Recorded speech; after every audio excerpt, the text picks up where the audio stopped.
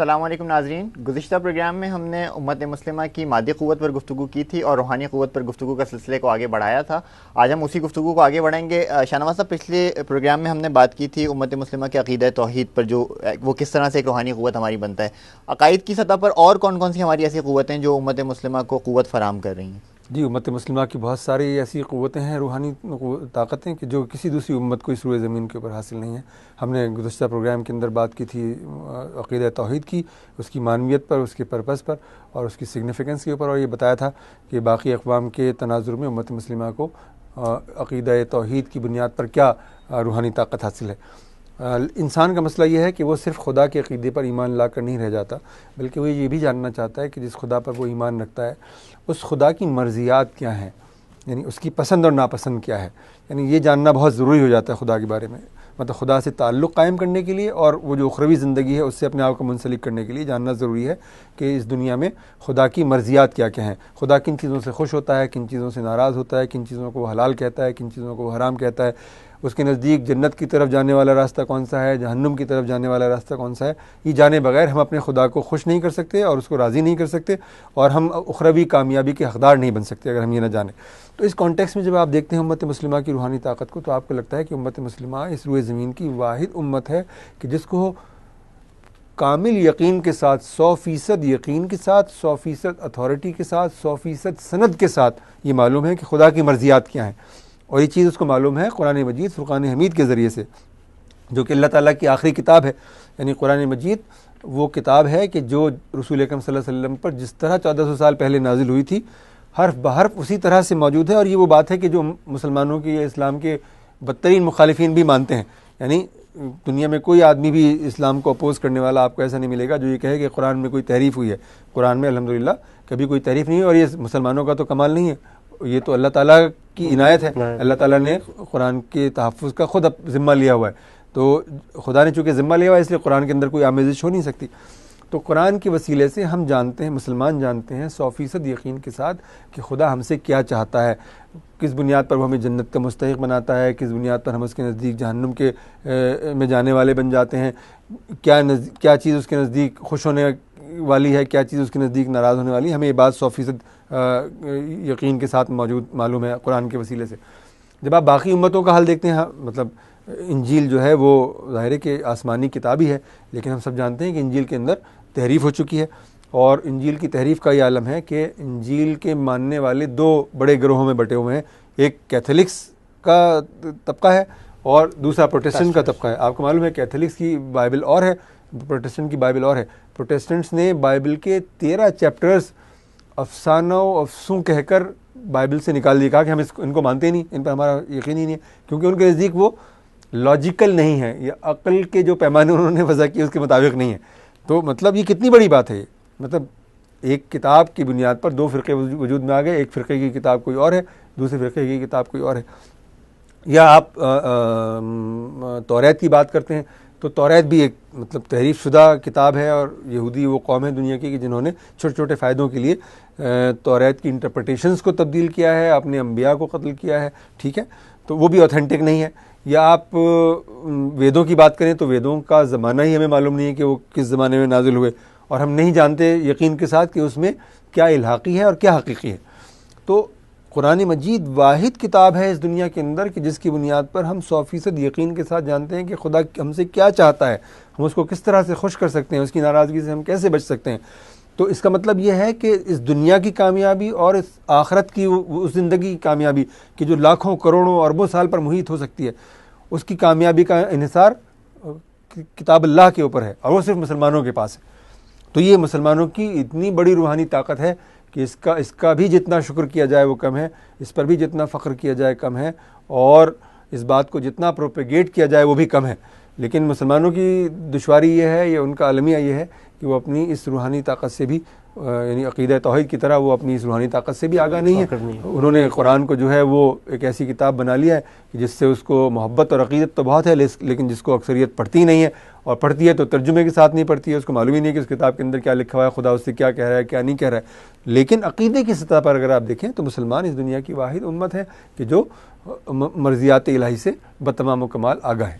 شاہنواز صاحب، آپ نے مسلمانوں کی روحانی طاقت کے حوالے سے توحید اور قرآن کا ذکر کیا. اس حوالے سے مزید کیا مظاہر ہیں بیان کیجیے گا؟ جی بالکل.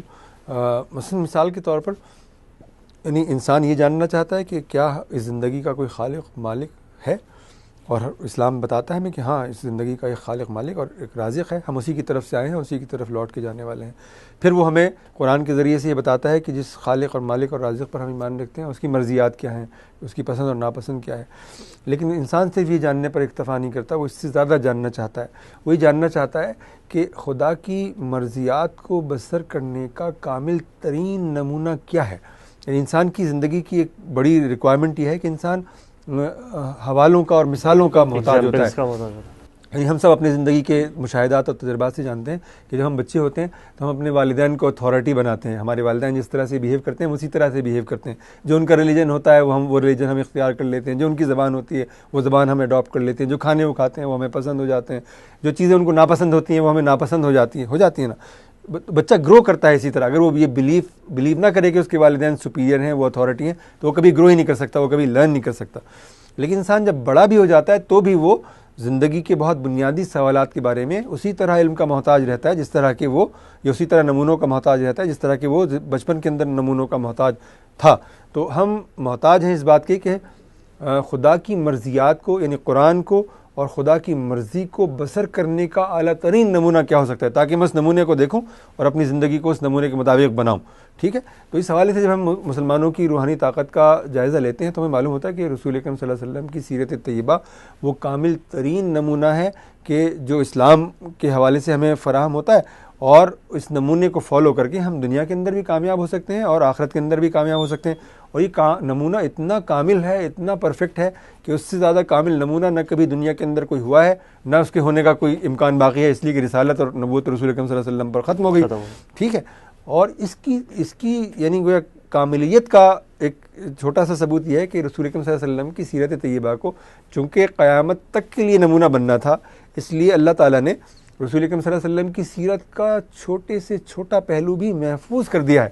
یعنی جہاں ہمیں معلوم ہے کہ رسول اکرم صلی اللہ علیہ وسلم کا خدا سے کیا تعلق تھا، آپ کس طرح نماز پڑھتے تھے، کس طرح روزہ رکھتے تھے، وہیں ہمیں معلوم ہے کہ آپ نے کس طرح سے جہاد کیا، آپ کیسے حاکم تھے، کیسے پڑوسی تھے، کیسے آپ باپ تھے، کیسے آپ شوہر تھے، بیویوں کے ساتھ آپ کے تعلق کی نوعیت کیا تھی، بچوں کے ساتھ آپ کے سلوک کا کیا معاملہ تھا، آپ پڑوسیوں کے ساتھ کس طرح سے بیہیو کرتے تھے، آپ اپنے صحابہ کے ساتھ کس طرح سے انٹریکٹ کرتے تھے، آپ کس طرح اٹھتے تھے، کس طرح بیٹھتے تھے، کس طرح کھاتے تھے، کس طرح پیتے تھے، کس طرح تبسم فرماتے تھے، کس طرح سوتے تھے، سونے سے پہلے کیا کہتے تھے، سونے کے بعد آپ جب اٹھتے تھے تو کیا کہتے تھے، کھانے سے پہلے آپ کیا دعا پڑھتے تھے، کھانے کے بعد کیا دعا پڑھتے تھے، یعنی جماعی آتی تھی تو آپ کیا کہتے تھے، چھینک آتی تھی تو آپ کیا کہتے تھے. یعنی معمولی سے معمولی ڈیٹیل یہاں رسول اکرم صلی اللہ علیہ وسلم کی سیرت طیبہ کی ہمیں معلوم ہے. تو ہمیں کوئی پرابلم ہی نہیں ہوتی کہ ہم زندگی کس طرح بسر کریں. رسول اکرم صلی اللہ علیہ وسلم کا نمونہ ہمارے سامنے موجود ہے، بس ہمیں اسی طرح کرنا چاہیے جس طرح کہ رسول اکرم صلی اللہ علیہ وسلم نے کیا. یہ اتنی پرفیکشن کہیں کسی نمونے میں موجود آپ کو نظر آتی ہے؟ نہیں آتی نا. مثلا رسول اکرم صلی اللہ علیہ وسلم کی سیرت طیبہ کی کانٹیکسٹ کو جب ہم اپنے لیے مثال بناتے ہیں اور ہم دیکھتے ہیں دوسری امتوں کا احوال، تو ہم مثال کے طور پر حضرت عیسیٰ علیہ السلام جلیل القدر انبیاء میں سے ہیں، لیکن ان کی سیرت میں اس طرح کی کاملیت نہیں ہے جس طرح کی کاملیت رسول اکرم صلی اللہ علیہ وسلم کی سیرت طیبہ میں ہے. یعنی مثلا اگر میں یہ جاننا چاہوں کہ حضرت عیسیٰ علیہ السلام جو تھے انہوں نے کس طرح جہاد کیا، میں جان ہی نہیں سکتا، اس لیے کہ حضرت عیسیٰ علیہ السلام نے کبھی جنگ ہی نہیں لڑی، کبھی کوئی جہاد ہی نہیں کیا انہوں نے. یا میں جاننا چاہوں کہ حضرت عیسیٰ علیہ السلام کیسے حاکم تھے، تو میں جان ہی نہیں سکتا، اس لیے کہ آپ نے کبھی حکومت ہی نہیں کی، آپ کبھی حاکم ہی نہیں رہے. یا اگر میں جاننا چاہوں کہ آپ کیسے باپ تھے، آپ کیسے شوہر تھے، میں جان ہی نہیں سکتا، اس لیے کہ حضرت عیسیٰ علیہ السلام نے کبھی شادی نہیں کی. تو یا مثال کے طور پر ہندوؤں کی تاریخ سے آپ بڑے کیریکٹر اٹھائیں گے کہ رام ان کی تاریخ کا ایک بہت بڑا کیریکٹر ہیں، اور کرشن ان کی تاریخ کا ایک بہت بڑا کیریکٹر ہیں. تو ان کی جو زندگی ہے اس میں اتنی تفصیلات نہیں ہیں کہ ہم رام کو جو ہے ان ٹوٹو فالو کریں یا کرشن کو اس طرح سے فالو کریں. تو یا بدھزم کے بارے میں گوتم بدھ کی جو زندگی ہے، ان کی جو زندگی کی تفصیلات ہیں اس طرح سے ہمارے سامنے نہیں ہیں. وہ ہمیں چند روحانی تصورات دیتے ہیں، اور زندگی کا جو بہت بڑا پینوراما ہے وہ ان کی یعنی گویا تعلیم کی روشنی سے محروم ہمیں نظر آتا ہے. تو ہمارے لیے وہ کامل نمونہ نہیں ہے. تو باقی جو امتیں ہیں، باقی جو لوگ ہیں دنیا کے، وہ کامل نمونے سے محروم ہیں. اور امت مسلمہ رسول اکرم صلی اللہ علیہ وسلم کی سیرت طیبہ کا کامل نمونہ اپنے پاس رکھتی ہے، اور اگر ہم اس کو فالو کریں تو دنیا میں بھی ہم کامیاب ہوں گے اور آخرت کے اندر بھی کامیاب ہوں گے. اور یہ مسلمانوں کی اتنی بڑی روحانی قوت ہے کہ اس کا مسلمان جتنا شکر کریں وہ اتنا ہی کم ہے. اور مطلب ہاں یہ ہماری بہت بڑی قوت ہے، اس میں کوئی. اچھا، آپ نے اپنے ایک آرٹیکل میں اسلام کے تصور انسان کے حوالے سے بھی اس کو ایک بڑی قوت بیان کیا، تو کیا واقعی یہ بھی کسی درجے میں کسی امت کے لیے، کسی قوم کے لیے بڑی طاقت کا، تقویت کا باعث بنتا ہے؟ جی کیوں نہیں. جس طرح کا کسی قوم کا، جس طرح کا کسی امت کا تصور انسان ہوتا ہے، وہ امت بالکل اسی طرح کی ہوتی ہے. اور مسلمانوں کا جو تصور انسان ہے وہ باقی اقوام کے مقابلے پر کہیں زیادہ برتر ہے، کہیں زیادہ سپیریئر ہے. یعنی مثال کے طور پر ہمارا تصور انسان یہ ہے کہ انسان اس کائنات کی سب سے بڑی حقیقت ہے، سب سے قیمتی حقیقت ہے خدا کے بعد. یعنی انسان کو اشرف المخلوقات کہا گیا ہے. اللہ تعالیٰ نے جتنی مخلوقات تخلیق کی ان میں انسان سب سے زیادہ شرف رکھنے والی مخلوق ہے. دوسری طرف وہ اللہ تعالیٰ کا نائب ہے اس زمین کے اوپر. یعنی اس سے بڑا شرف کوئی ہو سکتا ہے کہ خدا کا کوئی نائب ہو اس زمین کے اوپر؟ تو انسان کا ہی تصور بیان کرتا ہے اسلام کہ وہ خدا کا نائب ہے. تیسری سطح پر ہم مانتے ہیں کہ انسان 3 چیزوں کا مجموعہ ہے، روح، نفس اور جسم کا. اور ان تینوں چیزوں کا گورننگ پرنسپل روح ہے. یعنی روح ہماری جسم کو بھی گورن کرتی ہے اور ہمارے سول کو یا ہمارے نفس کو بھی گورن کرتی ہے. ٹھیک ہے، یہ تصور ہمارا ہے. یا مثلا ہمارا جو تصور انسان ہے اس میں یہ بات بھی کہیں موجود ہے کہ ہم 7 روحانی مدارج کا تصور رکھتے ہیں. یعنی ہمارا تصور انسان یہ بتاتا ہے ہمیں کہ انسان کے جسم کے اندر ایک گوشت کا لوتھڑا ہے، اس گوشت کے لوتھڑے میں قلب ہے، قلب میں روح ہے، روح میں فواد ہے، فواد میں خفا ہے، خفا میں اخفا ہے، اخفا میں انا حقیقی ہے. یعنی 7 روحانی مدارج کا تصور ہے. یہ ہمارا جو تصور نفس ہے اس میں اس کے بھی 7 درجے ہیں. ہم اس بات کو مانتے ہیں کہ نفس ہے ہمارے اندر، اور نفس کا پہلا درجہ نفس امارہ ہے، دوسرا درجہ اس کا نفس لوامہ ہے، تیسرا درجہ اس کا نفس مطمئنہ ہے، پھر نفس ملہمہ ہے، نفس راضیہ ہے، مرضیہ ہے، اور پھر نفس مطلقہ ہے. یعنی نفس کا بھی 7 مدارج کا تصور ہے. تو اب اگر ذرا دیکھیے، اگر آپ ان کمپیریزن اگر آپ دیکھیے کہ جو وہ دنیا ہے جس کو آپ سیکولر دنیا کہتے ہیں، تو وہ تو بیچارے انسان کو اس میں سے کوئی شرف عطا نہیں کرتی. وہ تو نہ انسان کو وہ نائب مانتی ہے، نہ وہ انسان کو کوئی روحانی حقیقت مانتی ہے. وہ تو یہ سمجھتی ہے کہ انسان صرف ایک مادی حقیقت ہے، صرف جسم رکھنے والی حقیقت ہے. یعنی جو ماڈرن سائیکالوجی ہے وہ انسان کو سمجھتی ہے تو صرف جسمانی سطح پر یا جبلتوں کی سطح پر سمجھتی ہے، اس سے آگے وہ انسان کا کوئی فہم نہیں رکھتی. وہ تو اس کا کیا مطلب ہوا؟ اس کا مطلب یہ ہوا کہ وہ پھر انسان کے بارے میں جانتی ہی کیا ہے؟ کچھ بھی تو نہیں جانتی پھر وہ. ٹھیک ہے. یا آپ دیگر مذاہب کے اندر یہ تصور انسان کا جو کہ بھی میں نے آپ کے سامنے ڈسکرائب کیا کہ ان کا روحانی مدارج کا تصور یا نفس کے مدارج کا تصور یہ دوسرے مذاہب میں موجود ہے. لیکن چونکہ وہ مذاہب مست ہو چکے ہیں اس لیے وہ ان چیزوں کا تصور تو رکھتے ہیں لیکن ان چیزوں کو اٹین کرنے کی ایبلٹی نہیں رکھتے وہ. ٹھیک ہے. اس لیے کہ ان چیزوں کو اٹین کرنے کی ایبلٹی پیدا ہوتی ہے لا الہ الا اللہ محمد رسول اللہ کہنے سے اور ماننے سے. یعنی جب تک آپ لا الہ الا اللہ نہیں کہیں گے، محمد رسول اللہ نہیں کہیں گے اور یہ نہیں مانیں گے، اس وقت تک آپ یہ روحانی مدارج اٹین کر ہی نہیں سکتے آپ. تو چونکہ وہ مانتے نہیں اس لیے ان کو اٹین نہیں کر سکتے. تو اس اعتبار سے آپ دیکھیے تو مسلمان ایک ایسے تصور انسان کے حامل ہیں کہ جو ان کو باقی تمام امتوں کے اوپر شرف اور امتیاز عطا کرتا ہے اور ان کو ایک بہت بڑی روحانی قوت فراہم کرتا ہے. اچھا، اس میں شاہنواز صاحب آپ نے تصور انسان کا ذکر کیا جو مسلمانوں کی بہت بڑی قوت ہے جو تصور انسان ہے، تو اسی طرح تصور جہاد بھی ایک بہت اسٹرانگ اسپیکٹ ہے مسلمانوں کی اسٹرینتھ کا، تو اس کے بارے میں کیا ڈیٹیلز ہیں ہمارے پاس؟ جی بالکل. یعنی ہمارے ہاں جو جہاد کا تصور ہے وہ بہت ہی بنیادی، بہت ہی فنڈامنٹل ہے، اور یہ وہ تصور ہے کہ جس نے تاریخ کے کم و بیش ہر دور کے اندر ایسے معجزے رونما کر کے دکھائے کہ جن کی کوئی مثال آپ کو نہیں ملتی. یعنی رسول اکرم صلی اللہ علیہ وسلم کے زمانے مبارک میں بھی، پھر خلافت راشدہ کے زمانے میں بھی، اور اس کے بعد کے زمانوں میں بھی جس کو آپ ملوکیت کا زمانہ کہتے ہیں، جہاد کے تصور نے معجزے کر کے دکھائے ہیں. یہاں تک کہ جو ہماری حالیہ تاریخ ہے، گویا جو 100-150 سال کی تاریخ ہے، اس میں بھی، اور بالخصوص جو 25 سال کی گزشتہ 25-30 سال کی تاریخ ہے، اس میں جہاد کے تصور نے معجزے رونما کر کے دکھائے ہیں. ہم سب جانتے ہیں کہ افغانستان کے اندر جب روس آیا تو روس کی تاریخ یہ تھی کہ روس جہاں جاتا ہے وہاں سے کبھی واپس نہیں جاتا تھا، اور اس کی تاریخ یہ تھی کہ اس کو اپنی تاریخ میں کبھی کسی قوت سے شکست کا سامنا نہیں کرنا پڑا تھا. لیکن وقت کی ایک سپر پاور کو، یعنی روس کو، افغانستان میں جہاد کے تصور نے شکست دے دیا، مسلمانوں کی شوق شہادت نے اور جہاد کے تصور نے شکست دے دی. یہاں تک کہ سوویت یونین بکھر گیا اور اس کا جو نظریہ تھا، اس کا جو عقیدہ تھا مارکسزم، وہ دنیا سے اس طرح ختم ہوا کہ جیسے اس کا اس دنیا میں کبھی وجود ہی نہیں تھا. لیکن جب یہ کامیابی حاصل ہو گئی مسلمانوں کو تو کہنے والوں نے یہ کہا اور ایک دلیل یہاں سے یہ نکالی کہ بھئی روس کی جو شکست ہے یہ کوئی مسلمانوں کی کامیابی تھوڑی ہے، بلکہ یہ تو امریکہ اور یورپ کی کامیابی ہے، چونکہ امریکہ اور یورپ مسلمانوں کی مدد کر رہے تھے روس کے خلاف جہاد میں، اس لیے مسلمان کامیاب ہو گئے. تو اس کو اسلام کی فتح یا مسلمانوں کی فتح یا جہاد کی فتح نہیں سمجھنا چاہیے.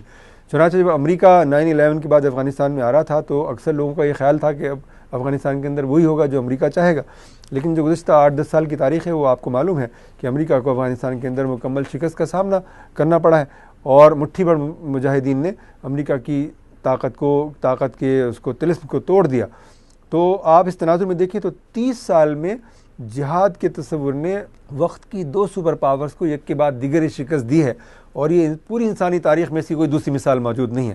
تو مسلمان اگر اپنی مطلب روحانی طاقت کو بھی سمجھیں اور اس کے مفہوم کو اور اس کے امپلیکیشن کو سمجھیں تو پھر ان کو معلوم ہوگا کہ اس روئے زمین کے اوپر ان کو کیسی غیر معمولی روحانی طاقت حاصل ہے، اور وہ اس روئے زمین کو کس طرح سے ڈیفائن کرنے کی صلاحیت کے حامل ہے.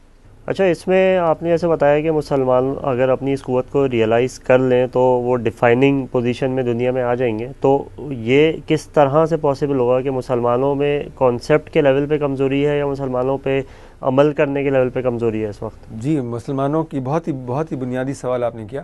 مسلمانوں کی جو اصل حقیقت ہے وہ یہ ہے کہ وہ ناقص العمل ہیں، ناقص العقیدہ نہیں ہیں. یعنی عقائد ماشاءاللہ ان کے پرفیکٹ ہیں، اور یہ بہت بڑی ان کی قوت ہے کہ عقائد میں ان کے کہیں نقص نہیں ہے، عقائد ان کے بالکل پرفیکٹ ہیں. اور دنیا کے اندر تمام فنڈامنٹل عقیدوں کو اگر کبھی بحال ہونا ہے اور اس دنیا کے اندر دوبارہ رائج ہونا ہے تو اسلام اور مسلمان اور امت مسلمہ ہی اس کا ذریعہ بنیں گے، کیونکہ باقی امتوں کے پاس تو وہ تمام چیزیں نہیں ہیں. ٹھیک، یہ مسلمانوں کی اسٹرینتھ ہے. لیکن مسلمان اس طرح سے اپنے ریلیجن پر عمل نہیں کریں جس طرح سے کہ عمل کرنا چاہیے، یہ مسلمانوں کی کمزوری ہے. لیکن جس کا عقیدہ انٹیکٹ ہوتا ہے اس کے بارے میں آپ کو یہ توقع، آپ یہ اس کے بارے میں توقع کر سکتے ہیں کہ آج نہیں تو کل نہیں تو پرسوں وہ اپنے اس عقیدے پر عمل بھی کرنے لگے گا. جس کی مثال میں نے آپ کو دی کہ جہاد کا جو نوشن تھا آج سے 30-40 سال پہلے، 50 سال پہلے سمجھا جاتا تھا کہ یہ تو مردہ تصور ہے، لیکن ایک تاریخی صورتحال نے اس پورے تصور کو زندہ کر دیا. جس طرح جہاد کا تصور زندہ ہوا اور اس نے معجزہ رونما کر کے دکھایا، مجھے یقین ہے کہ مسلمان اسی طرح انشاءاللہ آج نہیں تو کل عقیدہ توحید کو بھی اسی طرح ماننے والے بنیں گے. ان کا عقیدہ رسالت سے بھی ویسے ہی تعلق ہوگا، عقیدہ آخرت سے بھی تعلق ہوگا. وہ ایسی ہی شاندار نماز پڑھیں گے انشاءاللہ، ویسا ہی شاندار روزہ رکھیں گے جیسا کہ اسلام ان سے تقاضا کرتا ہے. اور یہ روحانی اویکننگ کا ایک نیا عہد شروع ہوگا یہاں سے. شکریہ شاہ نواز صاحب. ناظرین، ہم نے اپنے اس پروگرام میں امت مسلمہ کی روحانی اور مادی طاقت پر گفتگو کی. امید ہے آپ کو ہمارا یہ پروگرام پسند آیا ہوگا. میں اپنے ساتھی میزبانوں قاضی محمد یاسر اور احمد تمجید اعجازی کا بھی شکریہ ادا کروں گا. ہمیں اپنی رائے سے ضرور آگاہ کیجیے گا.